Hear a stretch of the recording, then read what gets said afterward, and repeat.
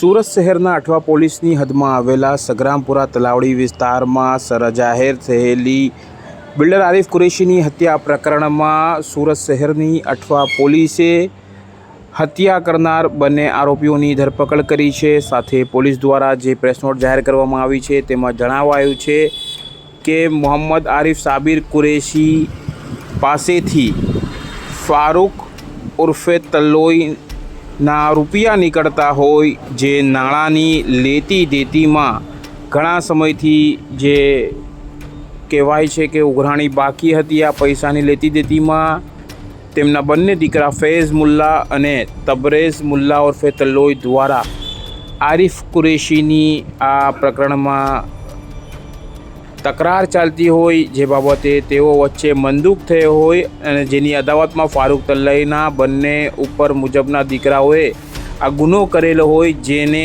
Athwa lines પોલીસે હાલ detain કર્યા છે। આરોપીઓની ઓળખ પરેડ કરાવવાની બાકી હોય અને સાથે આ મામલે વધુ તપાસ હાલ અઠવા લાઇન્સ પોલીસ કરી રહી છે અને સાથે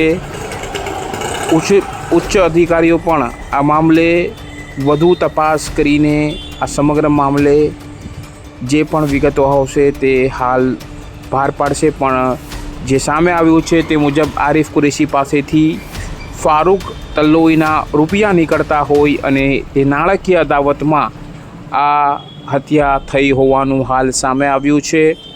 ઉલ્લેખનીય છે કે બિલ્ડર આરિફ કુરેશી સાથે નાણાકીય લેનદેન હોય અને જે લેનદેનમાં ફારૂક તલ્લોઈ પાસેથી પૈસા તેમના દીકરાઓ જે છે તે વારંવાર બિલ્ડર આરિફ કુરેશી પાસે માંગતા હતા, પણ તે તેમના જે રૂપિયા નીકળતા હતા તેમાં આનાકાની કરતાં આખરે આ હત્યા થઈ હોવાનું હાલ સામે આવ્યું છે। આ મામલે સુરત પોલીસના ઉચ્ચ અધિકારીઓ તપાસ કરી રહ્યા છે અને વધુ વિગતો પછીથી સામે આવી શકે છે।